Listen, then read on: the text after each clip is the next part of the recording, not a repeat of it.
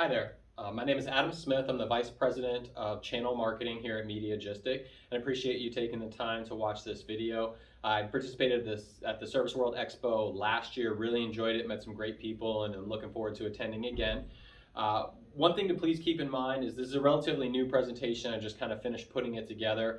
If and when accepted to be able to speak at the upcoming event in Tampa, I'll have our design team kind of spruce it up and work through it. We're a full service advertising agency. They'll help me with the graphics and transitions and some of those things. You'll see some of it here, but definitely you can expect a more refined presentation at that point. I want to say thank you again for taking the time, and we'll go ahead and walk through this. So the objective for today and the title is don't forget about the branding. In the home services industry, a lot of people are rightfully focused on lead generation. It's the lifeblood of their business. If the phone's not ringing, if they're not going out on appointments, it's very, very difficult to pay their bills and grow as a business. What I want to talk about today, however, is how investing in branding initiatives can help really increase that exposure and actually get you more leads over time. So I'm going to start off with, we are a Google Premier Partner. My biggest fear of this presentation are people going home and saying, hey, I saw this guy at Service World Expo and he said we don't have to invest in Google anymore. That is not the case. Google's still, again, lifeblood of the business. It helps drive leads, very, very vital to the success of customers and businesses in this industry. So Google represents 92% of all search traffic.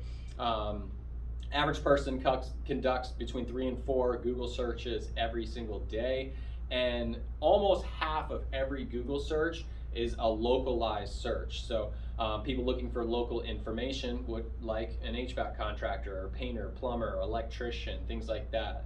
A couple different ways that you can help with your exposure on Google before we dive deep into the branding section of this presentation is an updated Google business profile. It used to be called Google My Business. In order to show up on the map pack and have some increased exposure, Google looks at 3 different things. They look at relevance, distance, and prominence. So relevance and distance, pretty self-explanatory. If your Google business profile identifies you and has it clicked as an HVAC contractor, your relevance is pretty much taken care of there. Same with plumber, electrician, maybe you do both. There's a few check boxes you'll have to go through. Distance is the proximity to the search, so it's going to be really difficult if you own a business. We're here in Tampa. If you own a business in Tampa and you want to show up in Jacksonville, you're going to get dinged on that distance piece. It's a long drive. And then that last piece is prominence. One of the best ways to grow in prominence is through reviews, something that we help our customers with. There's a lot of other vendors out there that do it as well. But in addition to that, branding is also another way that you can increase prominence and help convert more and show up more on the map pack. We see with our customers, those that invest in branding initiatives show up more on the map pack, get more exposure, and ultimately get more leads. So there's no kind of secret formula. Google doesn't tell anybody exactly how we do it, or they do it rather. But we can see customers that invest in branding and have a big presence offline tend to convert more online. So you can see here, again, Google Vital. You have your GLSA, your PPC, your map pack, and then your organic. This is basically a fight for real estate. The more real estate that you can gobble up, the more opportunities you have. So again, please don't stop investing in Google. Not my intent for today. But with that, we will jump into the kind of meat of the presentation and talk a little bit more about branding. So we talked about lead generation, generally speaking, in this industry or in these industries. You have your branding and you have your lead generation, and it's a constant battle or struggle. And most contractors and business owners that you talk to, and you ask them, where do you want to invest your dollars? They're leaning towards lead generation because they know their phone has to ring. But again, from our standpoint, we see those businesses that are investing in branding in addition to lead gen oftentimes have the most success because the two are complementary to one another. And I'm going to walk through a quick example here of how that works. So for this section, I generally ask the audience to try and get people involved and say, okay, how many of you are soda drinkers out there? I'll get a few people to raise your hand and then get a little bit more specific, and I ask who a Mountain Dew drinker might be. Luckily to date, I've generally found at least one person in the audience who's willing to identify themselves as a Mountain Dew drinker, and I kind of invite them to participate in this experiment. So in this example, right, I'm talking to my Mountain Dew drinker and I say, okay, great. You're thirsty. Imagine you're approaching a soda machine, and as you get closer, you see the green button, but you recognize, you're like, hey, that's not Mountain Dew, actually, that's Mountain Frost, okay? And I'll ask that person, say, okay, what's the likelihood that you're still going to buy that can of soda, even though it's not your preferred Mountain Dew, but it's Mountain Frost? Generally speaking, I've had a few exceptions to this and I kind of work my way through them, but generally speaking, the people say no. And I'll dive in a little bit deeper and ask questions like, okay, well, why aren't you willing to do this? It's a green can, they both have the word mountain in it. Frost and Dew are the same thing, one's just colder, right? So why aren't you willing to do this? And through the discussion and kind of poking and prodding, if you will, it generally comes down to branding, right? They have no familiarity with Mountain Frost. And then I kind of ask the questions, okay, well, you're not willing to spend 65, 75, 85 cents on a can of soda that, again, we have every reasonable expectation to think is going to taste very much like your preferred soda, but you won't spend that. How can you expect people, if we're looking at the HVAC side, to spend, $6,000, $7,000, $8,000 on a new HVAC system with a company they've never heard of, right? So these things work in complement to one another. And that type of exercise is the same thing that happens on a Google search engine results page, right? On the mobile phone, a little bit less, maybe 3 to 5 options are presented. On a desktop, you're going to be presented with, before you have to scroll to the next page, upwards of 20 different contractors that are relevant to the search that you just conducted in this example, AC repair near me. So what makes the homeowner select the business that they do? They have 20, 22 options on the page. Oftentimes, it's their familiarity with that brand. It's, oh, I've heard them on the radio, I've seen them on television, I've gotten their direct mail, I've seen their trucks in my neighborhood. All of those things are working collectively to allow your business the opportunity to convert more once people are making these searches. So that investing in brand advertising helps convert more. You can invest in lead generation exclusively and just do GLS and PPC, and you can get some conversions, right? It's gonna work. But if you show up here 10 times a day, maybe you get 1 or 2 clicks. If you're not investing in brand advertising, but you start investing in branding, all of a sudden you show up 10 times a day and maybe you get 3 clicks, 4 clicks, 5 clicks, 6 clicks. So it gives you more opportunities to win business and close more deals. One of the other things that we're very cognizant of is a theory that's called last click attribution. And that theory basically says that whatever click generates that phone call generally gets all the credit for that conversion, right? But we know as marketers that there's a lot of steps leading up to that. And the example that I just went through, right? They may have heard them on the radio, seen them on the television, gotten their direct mail, seen their trucks. Those are all things that led for them to do that last click and get credit to GLSA or PPC in this example. Right, but we know all of those other touch points along the way contribute to them, which is one of the reasons that I just kind of offer a word of caution as it comes to field service management programs or companies, right? And I'm not trying to talk disparaging about them. We partner with various field service management companies. I think they've done wonderful things for the industry since being introduced and implemented kind of on a widespread basis across the industry. They offer a lot of insights, a lot of great information, but one of the things they're not going to do is they're not going to give credit to some of the branding efforts. They're going to go to that last click attribution model and say, well, Google's the reason that you got this lead. We know, as marketers, that there's a lot of other things contributing to those efforts. So again, not talking bad about them. I think they're wonderful and they offer great things. I'm just saying, when you get that information and that data from your marketing campaign, make sure that's something that you're keeping in mind, because very rarely is somebody going to say, oh yeah, that came from television. It's very difficult to show those conversions, but again, we do know they contribute with one another. So for purposes of today, we're going to focus in on 3 different branding initiatives, mainly because of their targeting capabilities. We're going to talk about Facebook and Instagram. We're going to talk about digital audio, which is going to encompass everything from like your iHeartRadio, Pandora, Spotify, things like that. And then also go into connected TV, or sometimes called OTT, or over-the-top television. I imagine mostly everybody's familiar with the top 2. Facebook and Instagram are not new. Digital audio services have been around for quite some time.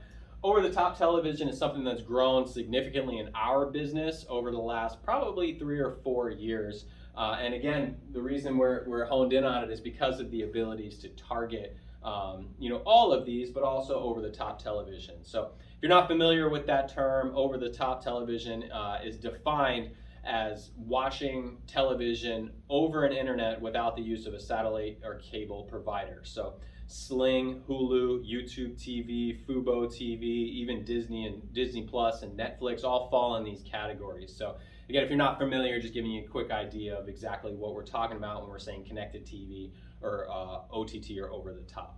So our job, again, as marketers, our job is to find the right people in the right places. So that's where those targeting capabilities come into play, and each of these offer some unique, and also I'll talk about the affordability of all of them a little bit later in the presentation.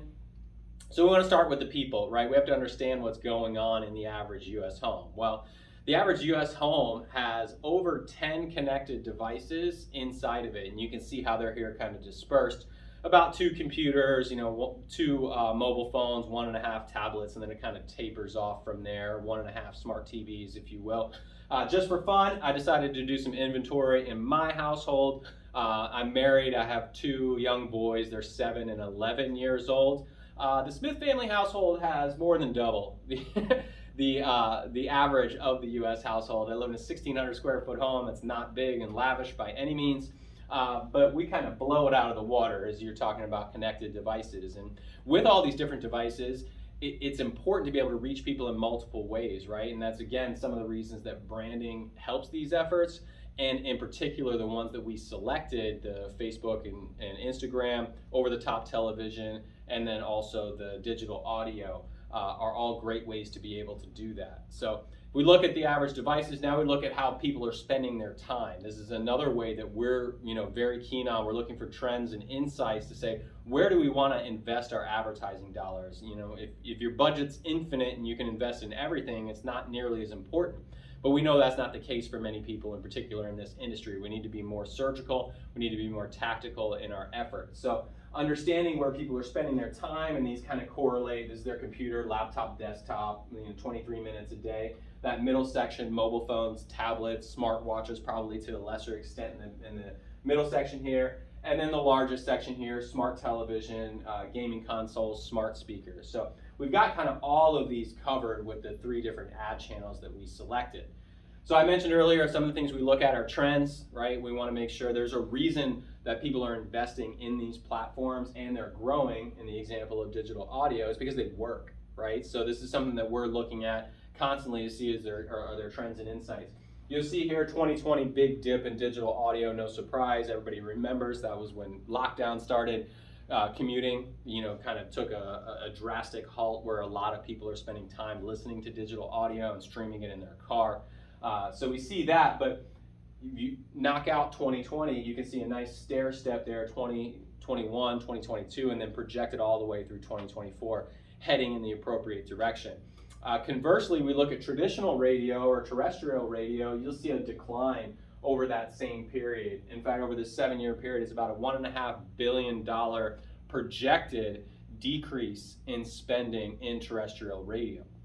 Now, terrestrial radio does make sense for a lot of customers, but it doesn't make sense for everyone. Again, the targeting capabilities aren't as great as some of the ones that we're going to cover here today. We go through a whole evaluation process with our customers. We do recommend radio quite a bit, but there are other things that have to, other boxes that we have to check in order to make recommendations for traditional radio.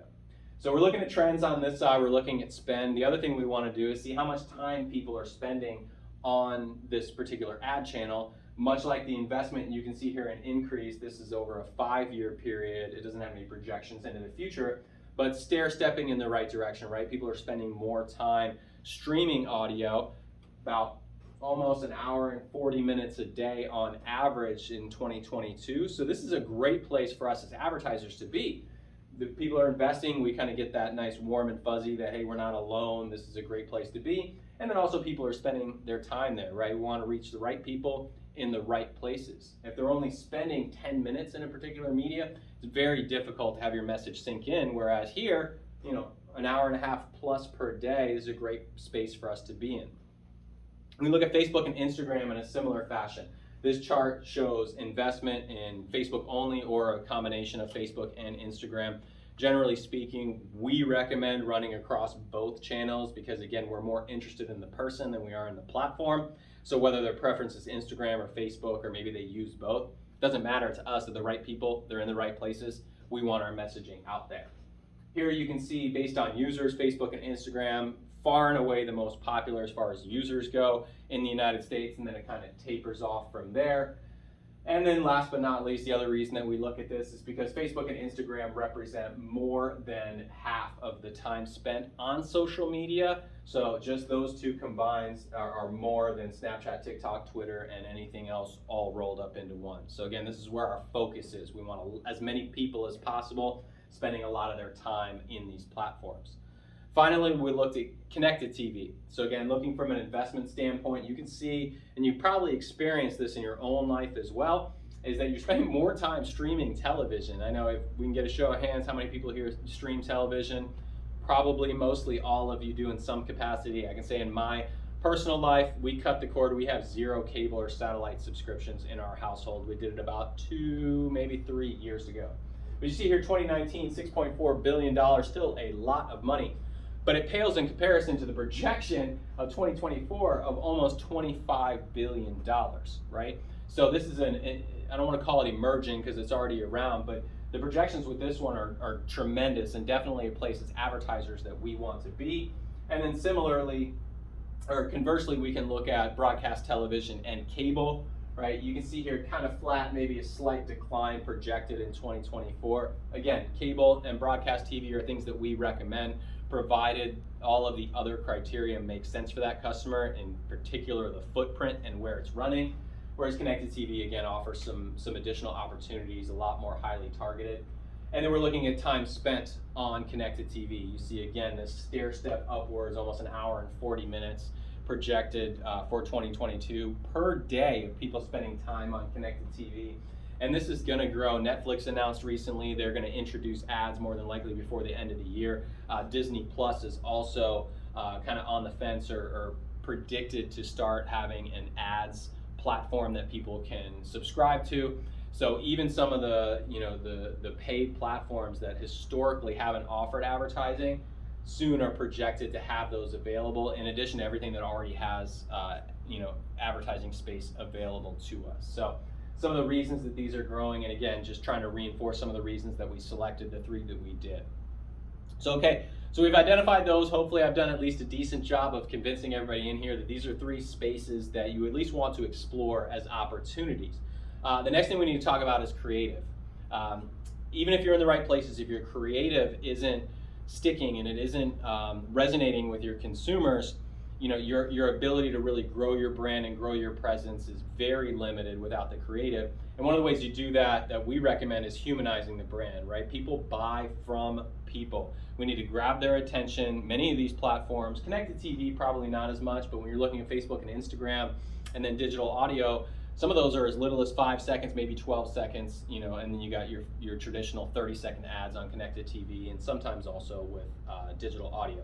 But we need to grab their attention. We need them to remember our messaging, and then any sort of kind of unique consumer-focused messaging that you can provide is going to help that resonate. So statistic here from Stackla says 80% of consumers said they're more likely to purchase a product from an online store if a website has photos and videos of real customers. Those are the most trusted type of advertisements that we can put in front of consumers. You can see here, user-generated content is the most trusted. And then on this side, they talk about consumer created content. So it's great if you can get your customers to share their stories on their own. But if you can, using your smartphone, take a couple videos and put those out there, that's the type of messaging that resonates with consumers. So we've talked about the messaging a little bit. One of the other things is making sure that you get your formats correct.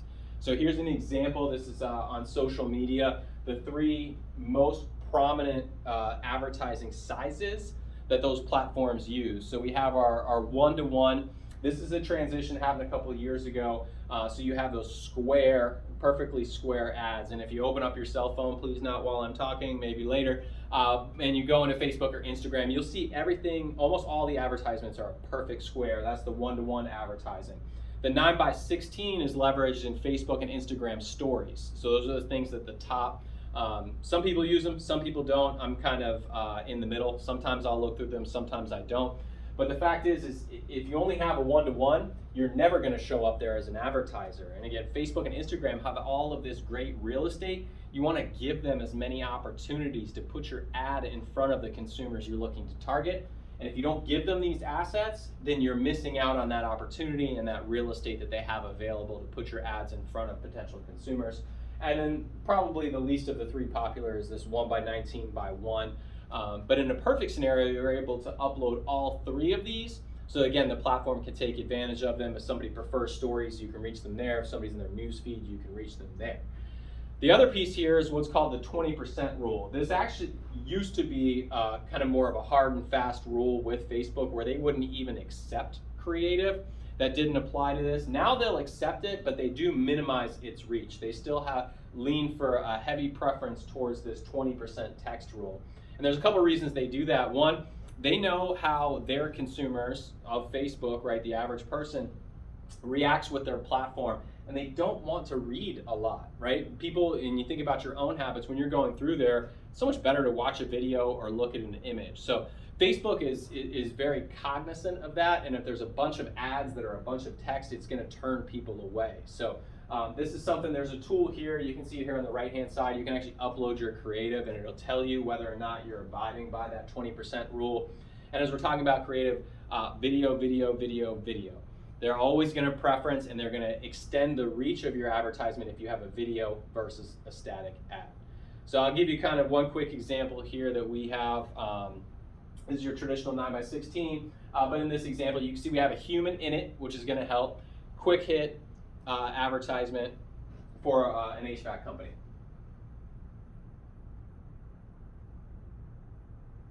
So you can see here, very simple, very straightforward, including the humans in those ads. So from there, I talked earlier about the targeting capabilities of those three platforms we've been exploring: over-the-top television, Instagram and Facebook, and then also digital audio. So one of the reasons we like them is zip code targeting. So unlike your traditional radio or television, those signals, generally speaking, are going across a very, very large geography. Each of the three that we talked about today, you have the ability to go and pick and choose zip codes where your ads will be shown. So in the home services industry, for the most part, zip codes, people understand, people know them, they know the best zip codes for their business. So we like these because we have an ability to kind of, again, pick and choose where our advertisements are shown. In two of the three, we also have the ability to explicitly target homeowners. So again, depending on which industry you're in, HVAC certainly leans very heavily against homeowners. It's very rare that you're going to sell a new HVAC system to somebody who doesn't own the home, right?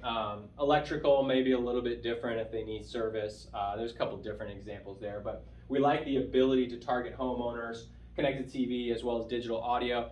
You'll see here on Facebook and Instagram, I have what's called like affinity and the pixel. So affinity targeting, Facebook does not allow you to explicitly target homeowners. In the connected TV or digital audio, it's literally a radial button. You turn it on or off, yes or no. Do you want homeowners? Yes. Facebook doesn't have that, but if you're working with somebody who understands the platform very well, we can generate and put together affinity audience that has the most likelihood of being a homeowner. So while it's not as explicit or exact, it is a way to do it. And then also leveraging the Google Pixel will help you get in front of more homeowners over time. If you're not familiar with how the Google Facebook Pixel works, it is something that you put on your website and it will actually track how people are interacting with your website and what actions they're taking. So in many examples, in particular in the home service industry, we're looking for phone calls or form fills. So we can tell Facebook's Pixel to monitor people who click the phone from their mobile phone, click call me, or fill out a form. What the Pixel does is recognize that, hey, Adam Smith from Tampa, Florida went to your website and did one of these two actions. Facebook knows more people that are like me, and then they start to navigate your ads towards more people that are inclined to take a similar action. So it sounds kind of freaky, and it is a little bit, but over time the Pixel optimizes the campaign, and what it does ultimately is it starts to understand homeowners and weed out people that don't do those sorts of actions that we're looking for. So it doesn't happen overnight, it takes time. The Facebook Pixel is continuously optimizing. The last piece that we like here is also our ability to target by income. Okay, so again, depending on which industry you're in, this may or may not be important. It also may depend on where your sweet spot is. Maybe you cater to homes that are 3,000-4,000 square feet or larger. Great, this is something that's going to be really important to you. In some cases it won't, but again, the reason we focused on these is because of the flexibility within them. Maybe you're somebody that prefers to target lower income areas, and that's where your bread and butter is, and that's your core customer. Again, you can eliminate people as well that maybe are in the higher end of the spectrum and maybe aren't your core customers. So we like that flexibility. What I'll show you here, this is Meadow Point. This is the community that I live in Wesley Chapel, Florida. It's just north of Tampa. There's about 6,500 homes in this particular community. And you can see my house is right there. So if you don't like this presentation, you know how to find me. So if we're looking at a community, 6,500 homes, not everybody is homeowner, owner occupied. So what I want to do is walk through an example, because I've talked about the benefits of each of these platforms, but I haven't given any indication into the cost or investment that it's going to take to get into them. So we're going to walk through that right now. First thing we're going to look at is what's called CPM. This is an acronym that we use in marketing and advertising. It stands for cost per thousand. Fun fact, M is the Roman numeral for thousand, which is where this acronym came from. But CPM is a way that we use to help evaluate different types of media. So as an example, I'll use direct mail as an example, right? If you're paying 80 cents a postcard, you mail 1,000 postcards, your CPM is $800, right? It costs you $800 to reach 1,000 people. These are some estimated CPMs across each of these platforms. I used some of our pricing in here and even bumped it up a little bit as far as like what we charge for them. So these prices even include our margin. If you're going to do it on your own, you can do it for even less than this, right? But just kind of giving a gauge as far as how much you can expect to pay. Now let's look in my example again of Meadow Point, Wesley Chapel, Florida. There's about 6,500 homes. I'm going to assume about 5,000 people are actually homeowner, owner occupied of those 6,500 homes. And then we start to extrapolate out and say, okay, well, if our CPM is $50, reaching 5,000 people, it's going to cost us $250 in this case per month. Facebook and Instagram, $175 per month, and then down to digital audio, $90 per month. We're looking at just over a $500 investment per month to reach, these are additive, to reach 15,000 people every single month. So again, if you're starting your business, this is a great way to be able to grow your brand in a very defined area, maybe one that's easy for your trucks to get to, you know where your core audience, it might take 3 or 4 or 5 or 6 zip codes for you to reach this threshold. But what I'm trying to paint a picture of is that it's not super expensive to be able to do this consistently, right? I mean, if you think about your margins, how many systems do you have to sell every year thanks to these efforts in order to pay for it? It's not very many. Again, on the HVAC side, it might vary in some of the other industries. But if you're doing this now over a 12-month period, right, you're reaching 15,000 people. Think about how many people you reach over the course of a year. And then the objective is to continue to grow this territory. You don't want to forget about these initial 5,000, people in Meadow Point. But maybe in 2023, then you start to move over into Saddlebrook, which is an adjacent community for me. Then you add them into this mix. So again, it's just trying to paint a picture, show you that it's not super expensive to be able to do this. And again, going to the beginning of the presentation, these efforts will help you convert more on the Google search engine results page. So with that, a couple takeaways. Again, reminder, do not abandon Google. Please, I do not want to be the one responsible for that. Remember, branding and lead generation are complementary to one another. They do work in conjunction with one another and can help you really reach more consumers and convert more online. Pay attention to the trends. Where are other advertisers investing? And how much are people spending time in those channels? Those two things can help you figure out if that's a place you want to be or maybe one that you want to avoid. Again, making sure you're creative, humanizing your brand, the creative and messaging, grabbing somebody's attention is very, very important. And then that have a plan to grow. That's the example I just gave, is you might start small, even with 1,000 people, right? And reach them, and next year you're 1,500. I doubt very highly that anybody in this room is looking to get out of this industry in the next 2 years, 3 years, 4 years. Our job as marketers and your job as a business owner should be to improve just a little bit every single year.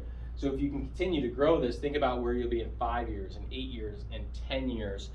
reaching your core audience regularly in the places they spend the most time, so that when it comes time for your product or services, they do that Google search, you're the one that they select over the competition. So thank you again for listening. Really appreciate the opportunity to hopefully speak at the event. And I promise I'm going to dress this up even more if given the opportunity. So thank you so much.